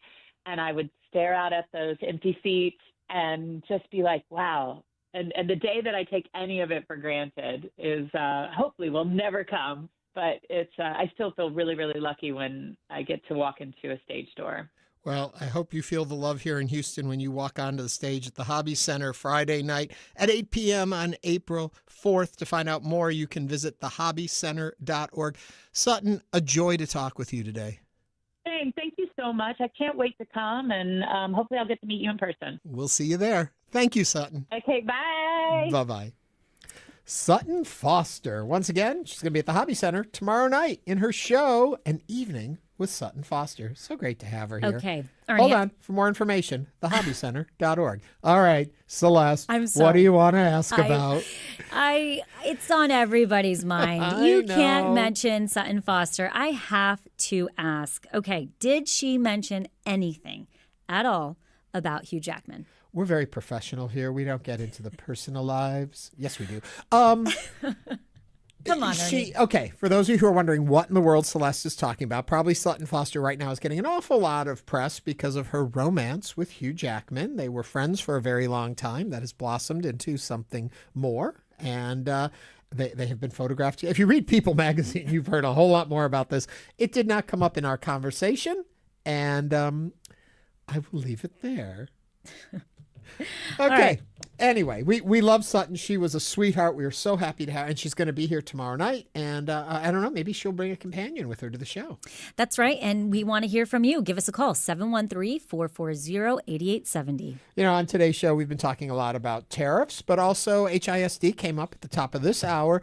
And Celeste, we have some interest in that out there. Let's hear from Catherine. Catherine, are you on the line? Yes, I'm here. Can you hear me? Hello, Catherine. Hi, Catherine. You're in the Heights. Is that right? Yes. Yes. What's on your mind?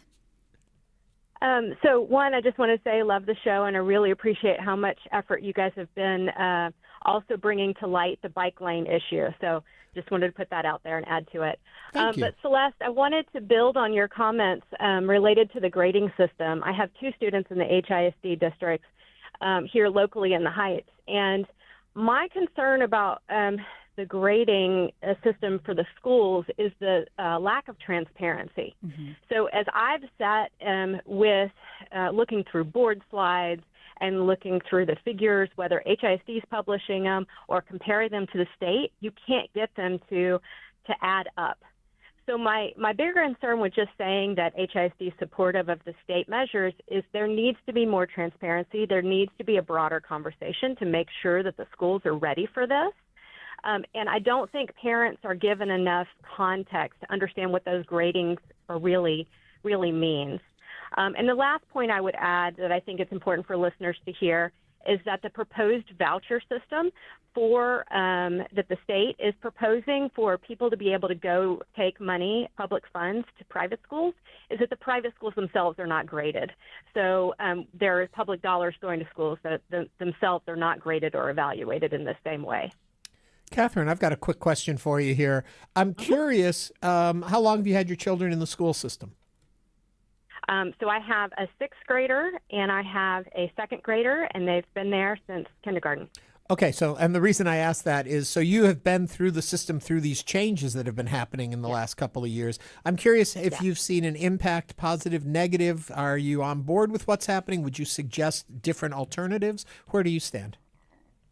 Yeah, so I'm very supportive of the HISD system broadly. I want to see more kids in our neighborhood schools, and supportive of overarching improvement for HISD. It was never perfect before; it's not perfect now. So I want to say that for sure. What I have seen in the most recent administration is an increase in testing, and that in itself is a concern because it feels like the kids are now spending a majority of their time in testing versus what I think is it needs to be more robust learning. So I think there needs to be an open question and a reflection from the district about what is really necessary and helpful. The other thing that I would say is a lot of the conversations that I've noticed with administration versus teachers is that I don't see a lot of ground level support being provided to the teachers themselves. So I see a lot of, and experience a lot of anxiety, a lot of unsure. They're working hard, but I don't necessarily see broadly that the administration is doing the best they can to make sure that the teachers are supportive of meeting higher standards. We all want higher standards, but it's not clear to me that they're leading and effectively coaching. Catherine, thank you so much for calling in and sharing your comments with us. Feel free to call in again. I won't always make you a featured guest. I'll let you have a comment, move on if you'd like in the future. Yeah, thanks, Catherine. Thanks, Catherine. Thank you. So she's absolutely right in the sense that I think from day one, the problem parents have felt or the major concern is the lack of transparency. And you see that at the board of managers meetings on Thursdays. People want to understand what is happening. And it's unfortunate because I truly believe that Superintendent Mike Miles is trying to really focus on curriculum. Like she mentioned, testing. I know my daughter has a DOL or a DOL, and it's demonstrative of learning, and they take one every morning. It is rigorous. It is hard. It is, in many ways, it felt like this takeover has peeled back on some of that holistic learning approach.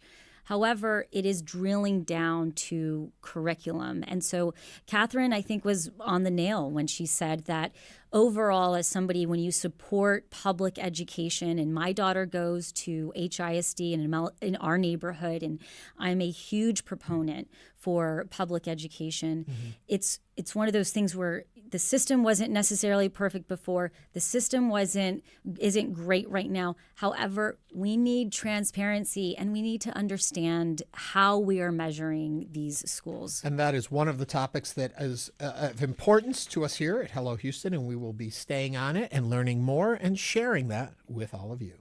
That's right. And coming up on Hello Houston, We're going to get into our current obsessions. And Changing boy, gears. oh boy, have you all been actively sending me yours. And we want to hear from you. Give us a call. 713-440-8870. This is Hello Houston on News 88.7. Hi, I'm Craig Cohen, the host of Houston Matters. Join me weekday mornings at 9 or at your leisure on your podcast feed for your daily guide to the people, places, issues, and ideas that define Greater Houston. From politics to the economy, energy to the environment, healthcare to education to transportation and beyond. If it matters to Houston, it matters to us. Check us out wherever you get your podcasts or live on the air weekdays at 9 a.m. right here on News 88.7. I'm Christopher Kimball from Milk Street Radio. This week, we're learning how to make the very best coffee at home. I'm interested in everyone's coffee being a little bit better. So those tastes improvements, they have to be meaningful and noticeable to just about anybody. James Hoffman on the perfect cup of coffee. That's coming up this week on Milk Street Radio from PRX. You can hear that Sunday at noon on News 88.7. On the next Humankind, we explore the process of listening, really listening to someone, especially if they're in distress and may need a sympathetic, non-judgmental ear. How does that benefit the person you're hearing out? And what's the experience of the listener who must get centered in order to be truly attentive? I'm David Freudberg. Join us for Humankind. You can hear it this Sunday night at 10 o'clock. You hear it all the time. I would do anything for you. Anything? Nice sentiment, but words are cheap. So the next Snap Judgment, Oscar winner Lupita Nyong'o puts it to the test. For you, anything. Snap Judgment, storytelling with the beat. Do not miss it. Listen to Snap Judgment coming up Sunday night at 8 o'clock. A reporter digs through her newspaper's archive to find old stories. Crowds rush past them on downtown streets, pretending not to hear their confused or angry chatter. Describing the same mental health policy failures she's covering today. We've been stuck in the same calcified loop for 40 years. How America treats mental illness on the next Reveal. Reveal is on Saturday at 2 o'clock.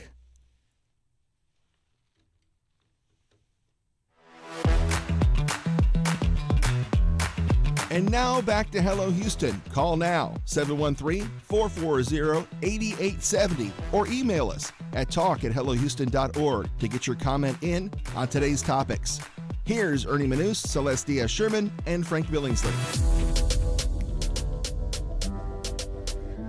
And we are back with you again. As we've mentioned, Frank is out in the community doing the greater good work of Houston Public Media. I liked that Hello Houston ambassador. Yes, he's a Hello Houston ambassador. He's got his ambassadorship.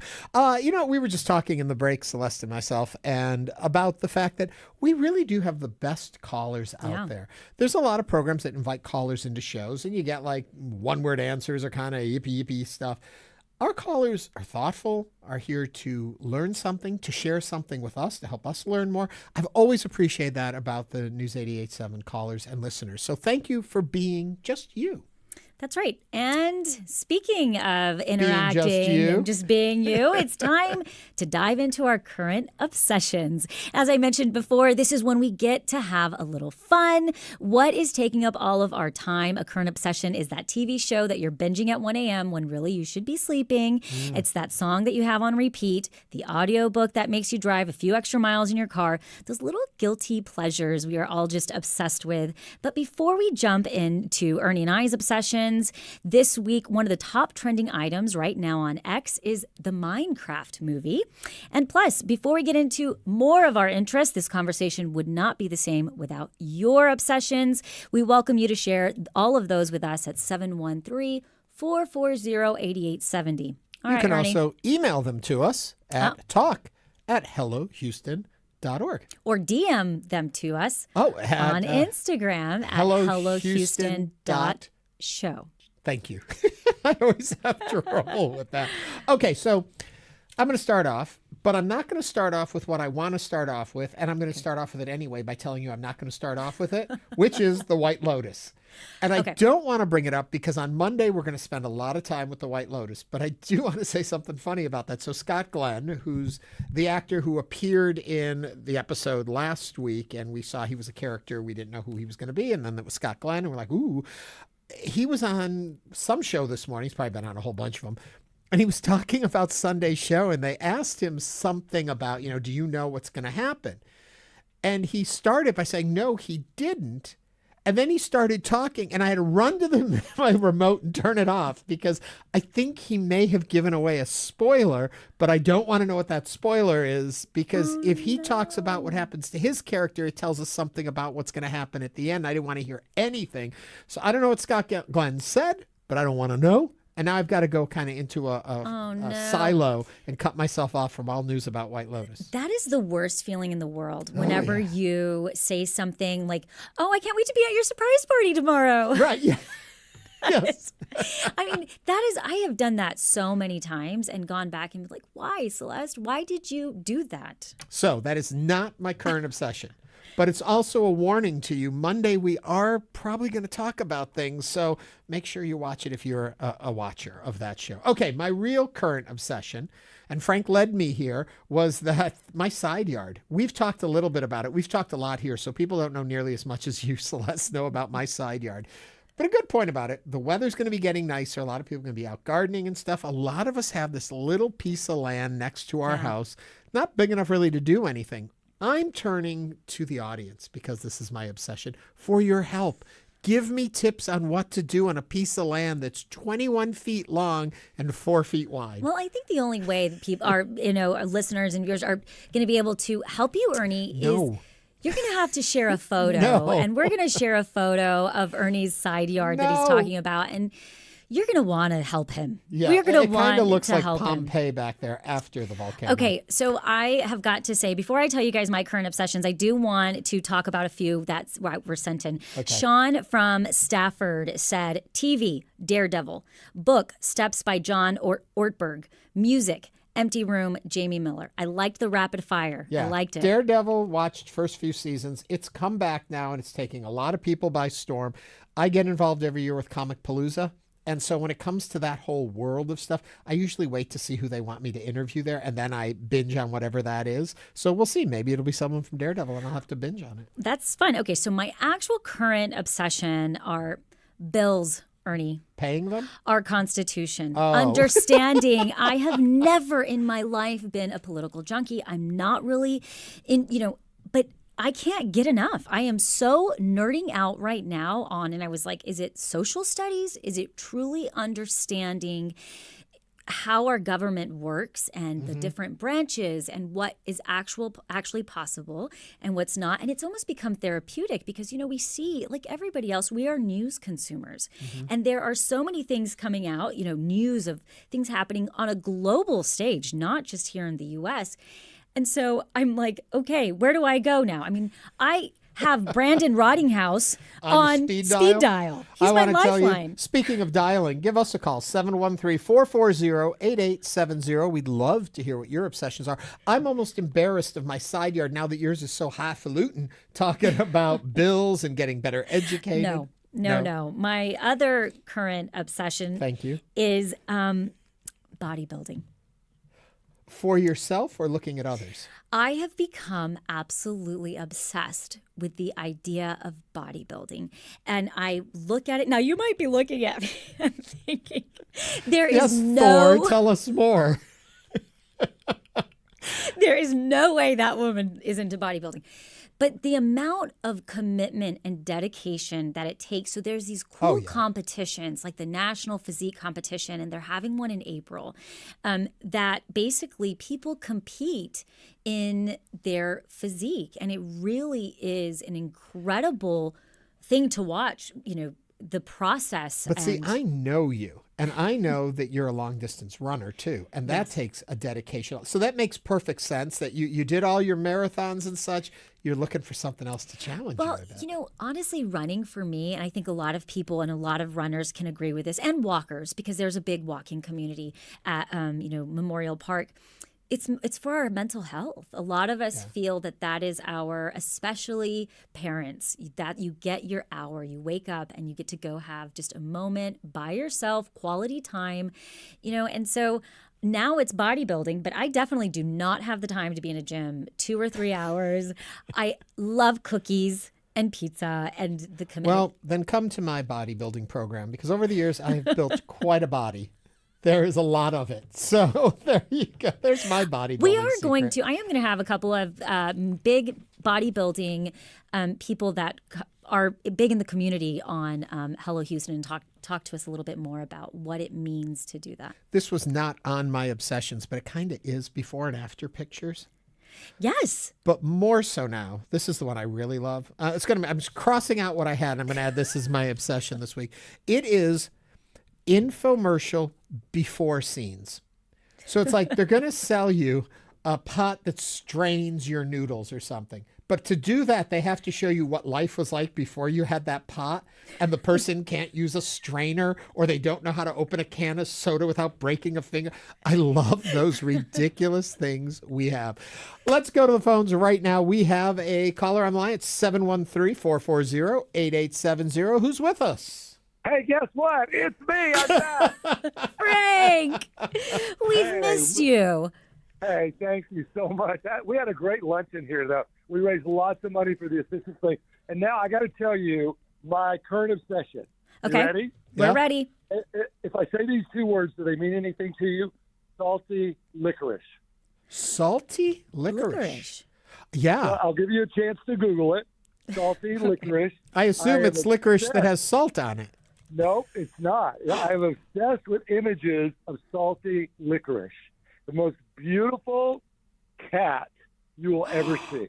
Are you looking at it? Celeste is. I just see images of salty licorice. Salty licorice cat. Try salty licorice cat. But it's a beautiful coat on a cat. Yes. These cats, they have a recessive gene, which means both the parents had it. It's a mutation. And the fur starts out black. And as the follicle gets farther away from the skin, it turns white.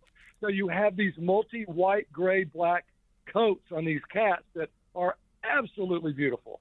This is absolutely beautiful. So Evelyn, Frank, has been campaigning for a pet pretty hard, and we keep pushing it out. Like, okay, when you're 10, maybe we'll get you a kitty or a puppy. I think we might have found, well, I'm not going to actually go on air and say that because Evelyn will find it and then use it against me. But absolutely beautiful. So, but you're Frank, a dog you gonna purchase person, one? Frank. You going to get one to join your brood?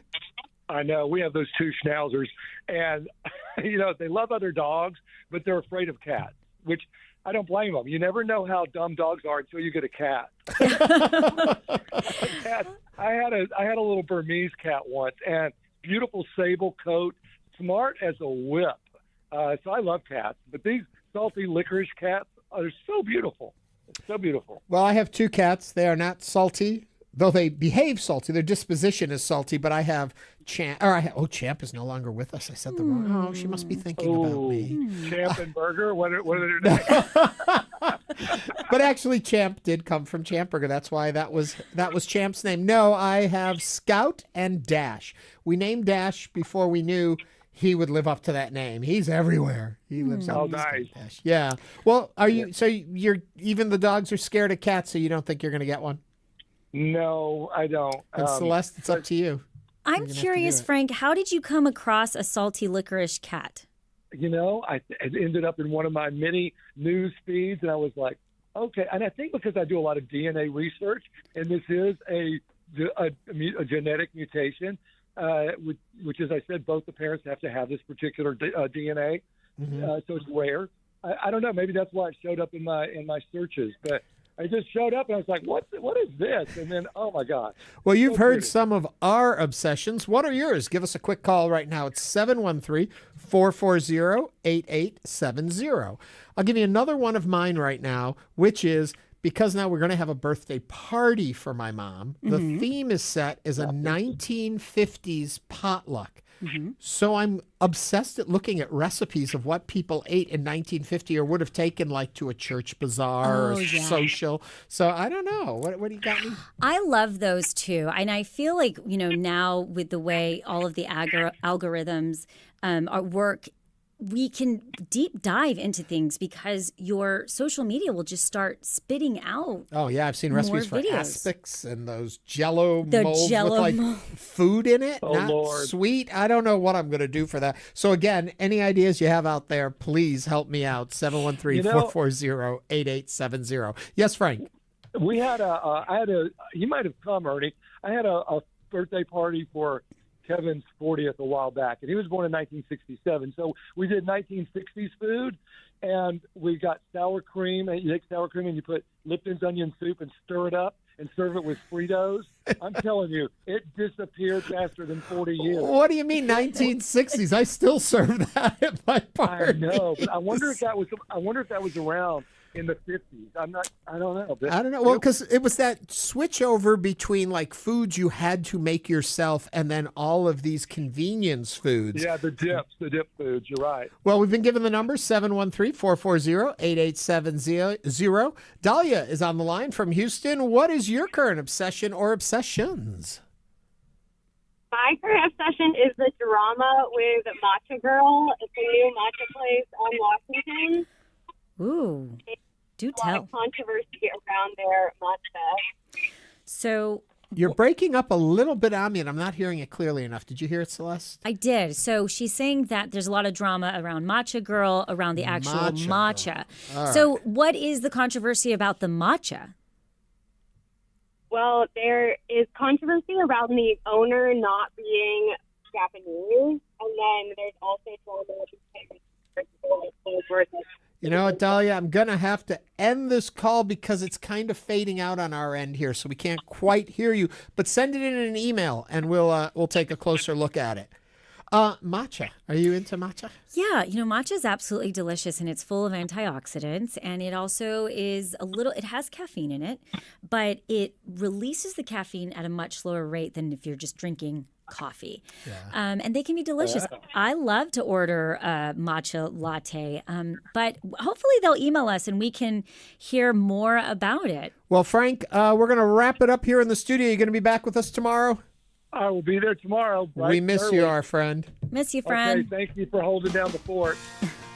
All right, well, that's a wrap of our current obsessions for the week, but we are taking yours all week long. Just put current obsessions in the subject line and email us at talk@hellohouston.org. Hello Houston will be back tomorrow at 11 a.m. for our first Friday show here on News 88.7. Thanks for listening. Thanks for listening to Hello Houston. Join us every Monday through Friday from 11 a.m. to 1 p.m. to talk all things Houston. The Hello Houston production team includes Garrett Bowman, William Menjivar, Jen Altide, Todd Holslander, and Jim Kovacic. For the latest in local news, subscribe to the Hello Houston daily newsletter at HoustonPublicMedia.org. Hello Houston is a production of Houston Public Media. The opinions expressed by the guests of this program are solely their own and do not represent the views of management, staff, or underwriters of Houston Public Media. This is News 88.7.